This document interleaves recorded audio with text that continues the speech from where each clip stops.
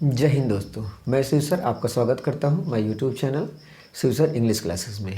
I hope आप सभी अच्छे हैं और मेरे वीडियोस को भी आप लाइक करते हैं, पसंद करते हैं और अच्छे अच्छे कमेंट आते हैं। देखिए, कमेंट करने का एक तो ये है कि आप क्या सोचते हैं वो आपने दर्शाया, and the second thing is that वो कि उससे जब आप अच्छा कमेंट करते हैं तो जो भी एक पढ़ाने वाला टीचर होता है या जो भी वीडियोज़ को बनाता है उससे बड़ा मोटिवेशन मिलता है, उससे बड़ा अच्छा लगता है कि हाँ ठीक है, मतलब लोग पसंद करते हैं तो इसका मतलब और थोड़ा सा वर्क करना चाहिए, एंड दैट्स गुड फॉर मी।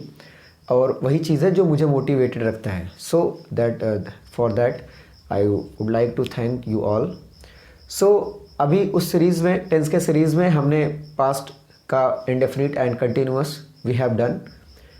अभी जो नेक्स्ट बचा है वो ये है पास्ट परफेक्ट टेंस। देखिए, पास्ट मुझे लगता है कि कंटिन्यूअस टेंस यूज़ करने में बहुत ज़्यादा दिक्कत नहीं आती, whether you talk about present continuous और talk about past continuous. But in the case of perfect tense and indefinite, इसमें थोड़ा सा डिलेमा होता है। मतलब जो भी मतलब लर्नर्स होते हैं, जो सीखने वाले होते हैं, तो जो लर्नर्स होते हैं उनको सबसे ज़्यादा मुझे लगता है, मुझे ये मेरा पर्सनल एक्सपीरियंस है कि मुझे लगता है कि उनको लगता होगा इंडेफिनिट को समझना, क्योंकि कंटिन्यूअस में क्या ही रखा है। अगर प्रेजेंट में है तो at the time of speaking that is continuous, मतलब प्रेजेंट कंटिन्यूअस टेंस। बट अगर बात करें कि पिछले समय में, पास्ट में वो चीज़ें कुछ पल के लिए चली हो तो that will be the past continuous tense. But in case of perfect tense, whether you talk about present perfect और talk about past perfect and past and definite present time, इनमें थोड़ा सा कन्फ्यूज़न रहता है लर्नर्स को। लेकिन I try my best, मैं अपना भरसक कोशिश करता हूँ कि आपको बहुत ही अच्छे से, बहुत ही कन्वीनियंटली, मतलब आराम से ईजिली आपको समझ में आ जाए, ऐसा कोशिश मैं करता हूँ। और वो कहीं ना कहीं मेरी जो कोशिश होती है वो अच्छा साबित भी होता है। तो मैं आपको बताना चाहता हूँ कि आज हम डिस्कस करने वाले हैं पास्ट परफेक्ट टेंस। अब पास्ट परफेक्ट टेंस होता क्या, देखिए, एक तो मतलब स्टार्ट करते हैं।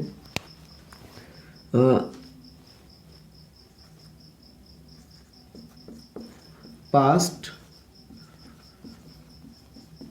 परफेक्ट टेंस, इसकी जो हेल्पिंग वर्ब होती है वो होती है वॉज, हैड, और ये सभी सब्जेक्ट के साथ लगता है, all subject, with all subject. अब वो सब्जेक्ट आपका चाहे जो भी हो। और अगर परफेक्ट है तो आपको पता ही है कि हर परफेक्ट में हम वर्ब का थर्ड फॉर्म का यूज़ करते हैं, तो इसमें भी हम करेंगे। अब अगर मतलब यूजेस की या फिर डेफिनेशन की बात कर लें तो वो कुछ इस तरीके से अभी मैं डिस्क्राइब करता हूँ। देखिए, पास्ट परफेक्ट उस चीज़ को डिस्क्राइब करता है जो पास्ट किसी सर्टेन टाइम में, मतलब before a certain moment in the past, मतलब it shows completed action in past before a certain moment in the past, ऐसे कह लीजिए। तो अगर हम इसको बात करें, जैसे ये कुछ समय पहले वो चीज़ जो कंप्लीट हो गया होता उसके बारे में ये बात करता है, मतलब कंप्लीटेड एक्शन। देखिए, अगर परफेक्ट है तो ये हमेशा कंप्लीट एक्शन की बात करेगा। अब आप ये कह लो, अब इसको चाहे आप प्रेजेंट परफेक्ट मान लो चाहे पास्ट मान लो, लेकिन अगर परफेक्ट हो, चाहे वो प्रेजेंट का हो चाहे पास्ट का हो, तो अगर परफेक्ट है तो काम का कंप्लीट होना तो ज़रूर बातें करेगा। तो ये पहली चीज़ तो हम ये सीख सकते हैं कि अगर परफेक्शन आएगा तो वर्क का जो एक्शन का कंप्लीशन होगा वो ज़रूर बातें करेंगे। तो पहला अगर हम ये कह लें, it describes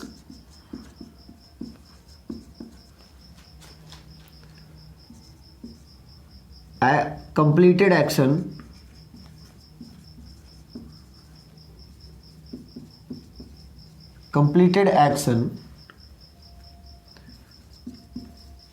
before a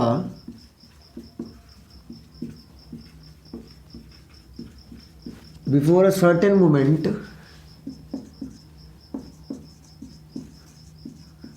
in the past। पहला पॉइंट तो ये है। ये क्या दिखाता है, it describes a completed action before a certain moment in the past. अब ये जो हमने ये लिखा है before a certain moment in the past, का मतलब ऐसे समझिए जैसे, ठीक है, अब ये हमारा अभी तो जो भी टाइम चल रहा हो 2022, और ये एक गैप ले लेते 2025, फिर एक गैप लेते 2015। हमने कहा कि मैं उनको करीब 2-3 साल पहले मैंने देखा था, तो अब आप सोचो कि ये जो एक तो 2-3 साल पहले का गैप हुआ, और इस बीच में जो भी ड्यूरेशन में जो भी चीज़ें हुई वो क्या हुआ, परफेक्शन, मतलब मैंने देखा था उनको। आप इसका एग्जांपल अगर हम बात करें, I met him in Delhi, I met him in Delhi, I had never seen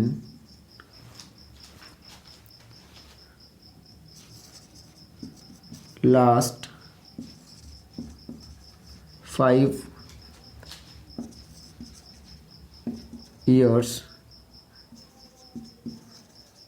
before, या आप ये कह लें I had seen him, ऐसे I had seen him last 5 years before। तो हमने क्या कहा, I met him in Delhi, मैं उनसे दिल्ली में मिला था। I had seen him last 5 years before। अब बिफोर का यहाँ अगो भी आप यूज़ कर सकते हैं। अब जो मैं कहना चाहता हूँ, एक तो ये कि ये दिल्ली में मिले थे, लेकिन ये 5 साल पहले मिले थे। ये उन्होंने कहाँ देखा था, 5 साल पहले देखे थे। तो ये जो ऐसे जो गैप है, इसीलिए ये यूज़ किया गया है। It describes a completed action before a certain moment, कुछ क्षण के पहले, मतलब पास्ट के बाद, इन द पास्ट। तो ये इस तरीके से आप ऐसे भी कह सकते हैं, जैसे आई, या आप और भी हम कह लेते, जैसे they had won the trophy in 1969। अब ये कुछ अब यह मोमेंट का मतलब है कि पास्ट की बातें हो रही हैं, और ये पास्ट हमने लिखा भी है। तो वो लोग ट्रॉफी जो जीते थे वो इसमें जीते थे, अब बहुत साल पहले चले गए। अब ट्रॉफी भी जीत भी गए, तो ये कंप्लीशन भी दिखा रहा है एक्शन को। अब दूसरा जो आता है पॉइंट, वो है दूसरा पॉइंट, आप देखेंगे इसमें 2 टेंस का यूज़ होता है। और इसमें ये भी दिखाता है, जब अब इन केस अगर ऐसे मैं पॉइंट को लिख ही दूँ, if 2 action are happened in the past,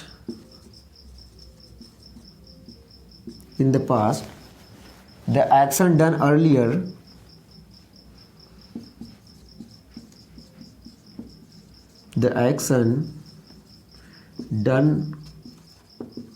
earlier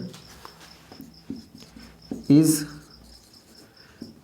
used in past perfect tense, whereas second action in past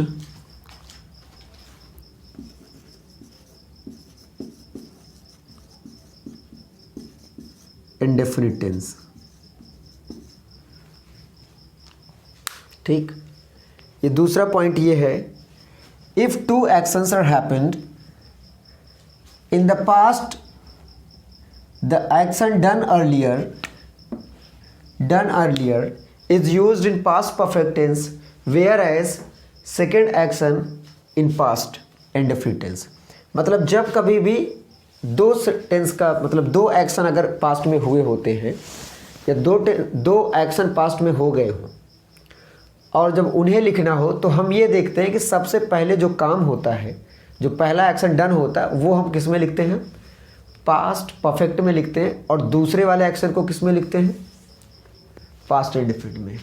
example हम दें तो ऐसे समझ सकते हैं, जैसे एग्जाम्पल हम लिखना चाहेंगे तो यहाँ पर एग्जाम्पल है, when I reached station the train had started। the train had started। दूसरा अगर हम लिखें, बहुत फेमस है कि डॉक्टर के आने से पहले रोगी मर चुका था, तो आप लिख सकते हैं the patient had died before the doctor came। मतलब ये दो एक्शन हुए हैं पास्ट में, दोनों ही पास्ट में हुए हैं। अब समस्या ये है कि हम कौन सा लिखें, दोनों तो नहीं लिखा जा सकता, ये हमेशा आप ध्यान देंगे कि दोनों ही पास्ट परफेक्ट में नहीं हो सकता और ना ही दोनों किस में हो सकता है, पास्ट इंडेफिनिट में। तो इसके लिए आपने क्या करना होता है कि जो हमें ये पता पहले ये करें कि कौन सा एक्शन पहले हुआ। When I reached station, the train had started, मतलब वो चल चुकी थी या डिपार्टेड कह लीजिए। अब आप सोचो कि क्या ये पहले पहुंचा कि ट्रेन छूटी।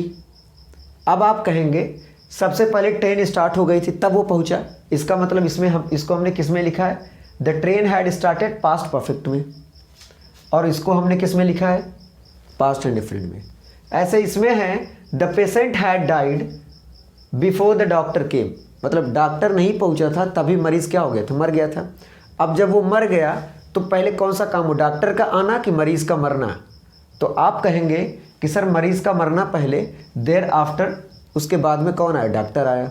तो आप लिख सकते हैं the patient had died before the doctor केम। ये ठीक है, ये आप बहुत ज़्यादा कॉम्प्लिकेटेड नहीं है, हालांकि कॉम्प्लिकेटेड अगर मैं कोशिश करता तो बहुत ढेर सारी चीज़ें इसमें हैं, लेकिन अभी तो एक थीम है, मतलब अभी तो ये जर्नी स्टार्ट हो रही, टेंस को हम पढ़ रहे हैं, फिर धीरे धीरे इसमें निकल के चीज़ें बहुत अच्छी आएंगी। और मैं किसी दिन एक अच्छा सेशन लूँगा जो कम से कम आधे घंटे या मतलब आधे घंटे तक का लगभग, जिसमें हम सिर्फ सिंस एंड फॉर का यूज़ डिस्कस करेंगे कि क्या हम इंडेफिनिट के साथ भी यूज़ कर सकते हैं कंटिन्यूस का। ये तो हमने कई बार बोला, फिलहाल जब लाऊंगा तो आपको पता ही चल जाएगा। तो आई होप ये आपको बहुत अच्छे से समझ में आया। फिर से मैं बता दूं, past perfect tense helping of had होता है जो सबके साथ यूज़ किया जाता है। अगर परफेक्ट है तो वर्ब का थर्ड फॉर्म श्योर है, आना है, और अगर परफेक्ट है तो काम का कंप्लीशन, एक्शन का कंप्लीट होना बहुत ज़रूरी है। तो नोट में ही हमने लिखा, यूज़ आप कर सकते हैं describes a complete action before a certain moment in the past, मतलब कुछ क्षण पहले जो पास्ट में चीज़ें हुई रहती हैं पूरा, और कंप्लीटेड एक्शन, ये जरूर ध्यान देंगे कंप्लीटेड एक्शन, इसलिए मैंने कंप्लीटेड एक्शन लिखा कि मतलब कुछ समय पास्ट में, मतलब पास्ट में कुछ समय पहले जो कंप्लीटेड एक्शन होता है उसको डिस्क्राइब करता है। और अब दूसरा पॉइंट ये है कि अगर दो एक्शन आ जाते हैं, दो एक्शन घटित हो गए हों, तो उनको हम क्या करते हैं, जो पहला वाला हुआ रहता है उसे हम पास्ट परफेक्ट में लिखते हैं, and the second one is in past indefinite, दूसरा वाला हम किस में लिखते हैं, पास्ट इंडेफिनिट। आई होप ये आपको अच्छे से समझ में आया होगा। अगर इवन देन फिर भी अगर आपको कोई समस्या है, कोई डाउट है कि sir this point get not cleared, actually बहुत अच्छा नहीं हो पाया, क्लियर नहीं समझ पाए, तो आप कहेंगे तो मैं फिर से उस चीज़ों को डिस्क्राइब करूँगा in the next video. I hope. और देखिए मैं मतलब मुझे लगता है कि मैं रोज़ या हर वीडियोज़ में ये नहीं कह पाता कि आप वीडियोज़ को लाइक करें, सब्सक्राइब करें, या अगर आप नए चैनल पे, तो ये एक मान के चलें कि जो भी एक सबकी इच्छा होती है कि उनके वीडियोज़ लाइक किए जाएँ, शेयर किए जाएँ, और अगर नए होते हैं जो उस चैनल पर सब्सक्राइब करें। तो अगर ये मुझसे रोज़ नहीं हो पाता तो इसका मतलब ये नहीं है कि आप ना करें, ठीक है। तो ये इतना तो आप कर ही सकते हैं। आई थिंक आपको समझ में आया। मिलते हैं नेक्स्ट वीडियो में। जय हिंद।